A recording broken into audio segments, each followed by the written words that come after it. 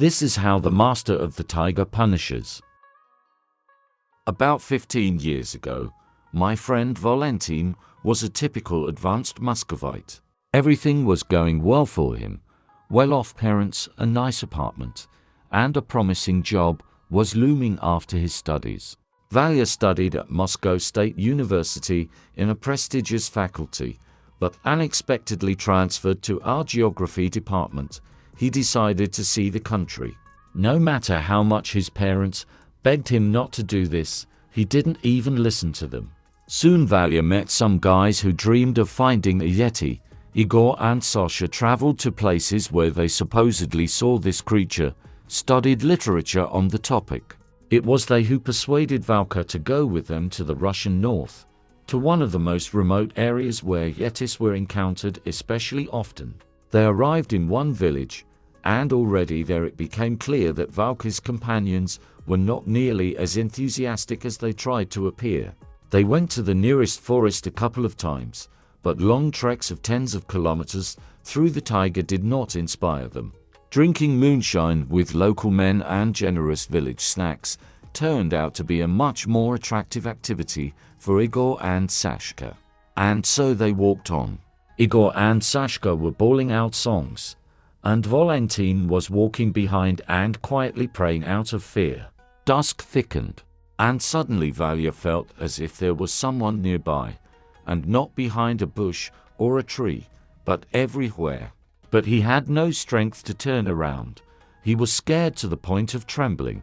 Valentin was walking and only diligently reading prayers, and he kept reading until they left the forest.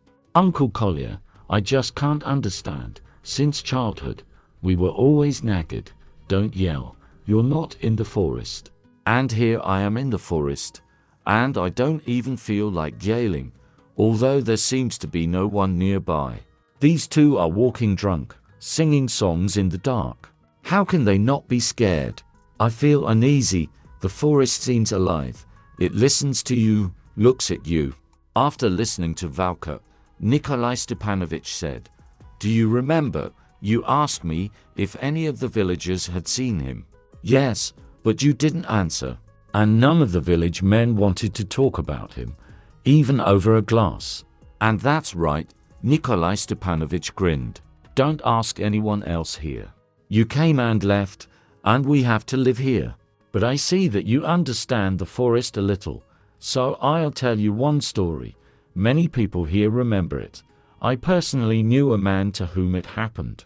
That summer, the professor arrived with a huge 40-year-old man, an associate professor, who was tempted to catch trout. And it is found only in a few rivers, and in such a remote place that you need to walk for 2 or 3 days. The men had no chance of surviving. When a person stands between the cubs and their mother, it almost always ends badly for the person. The she-bear rushed at the men. They abandoned their baskets, ran to the lake, and jumped into the water. Luckily for them, there was an old boat in the reeds. Apparently, fishermen had left it a long time ago. The men jumped into it, grabbed the oars, and began to row away from the shore with all their might. They were so scared that they didn't immediately notice that the boat was thin and full of water. The she-bear also threw herself into the water and was already approaching the boat. The distance between them was rapidly decreasing. The professor and his associate professor were about to say goodbye to life when he emerged from the forest. About 4 meters tall, with grey fur and glowing crimson eyes. In 3 leaps, he caught up with the she-bear in the shallows, grabbed her by the hind legs and tore her into right before the eyes of the people frozen in horror. As the professor later told me, he and his friend had never worked so quickly, with a ladle in their lives, scooping up water, or rowed at such a furious speed. When the men finally risked sticking their noses out of their shelter, they saw their baskets of mushrooms right on the threshold. And here's what was strange. There were a lot of branches and wet mud around the hut. And although the professor and his friend hadn't closed their eyes for a minute, they didn't hear a crack or rustle, nothing. And there were no traces left on the ground either. They ran out of that forest. They walked without stopping until they came to people. That is, to me. I was working at the farmstead. That professor kept asking me later why this creature saved them, and even collected the scattered mushrooms and returned them to them. I answered him honestly that I did not know. Maybe it sensed that they were harmless people. But in our area it happened differently. I knew some guys from the forestry of the neighboring district. There lived a forester who did not look after the forest. He only threw drinking parties with various bosses. He killed countless wood grouse, stunned fish with dynamite. What wouldn't you do for important guests? And then one day someone from the forest settlement heard his call on the radio. The forester was screaming so terribly, as if he was being cut into pieces. Then the connection was lost. Help immediately moved into the Taiga. A few hours later, they found the forester next to his hut. He was dead and completely grey, and he lay there with his eyes open. And they didn't find a scratch on his body. He died of a heart attack. I can't even imagine what exactly he saw, but knowledgeable hunters say that the master punishes those who live in the taiga and destroy the forest worse than a fire. Nikolai Stepanovich fell silent and lit a cigarette. But who is he, the master? Asked Valentin. Is he some kind of animal, or maybe a wild man? He is not an animal, said Uncle Kolya, and not a hominid, as scientists have come up with. And they will never catch him, because he is smarter than you and me. Those who have encountered him know, the master always somehow makes it clear that he allows himself to be seen.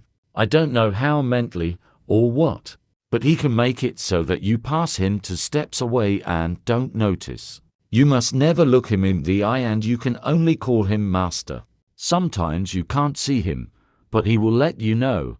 There's nothing for you to do in the forest now. Get out of here quickly. I didn't listen once. I stayed, and I almost felt sick. Everything went dark before my eyes. I barely escaped. And neither hunting nor fishing went well for a long time. But the next time, when I realized that I had to leave, I immediately sharpened my skis. And not long before leaving the taiga, he opened the forest to me. Valka, you can't imagine what it was. Everything sparkled with such colors that I had never seen in my life. It lasted only a few minutes, but I understood absolutely everything, every tree, every blade of grass. I felt the forest as a single living being. It was not a dream, not a vision. In this way, the master seemed to thank me for my obedience. Uncle Kolya, so you did encounter him? Valentin was surprised. I haven't encountered him myself, the old forester admitted. But my son Kostya, yes. He knew the forest like the back of his hand from an early age. Neither a wolf nor a bear. He was afraid of anyone. But one day, he was picking cranberries in the swamp and saw a huge track. And it was clearly not a bear's. And Here Nikolai stopped short. What? Saw it? Valentin interrupted. No, I didn't. But he left there right away, said Nikolai Stepanovich. And he never returned to the forest again. That track was slightly raised in the mossy swamp mud with bubbles. Kostya was standing in the center of the swamp. There was not a soul around. But when a track is raised like that with bubbling bubbles, it means that someone has just passed by. A few seconds ago,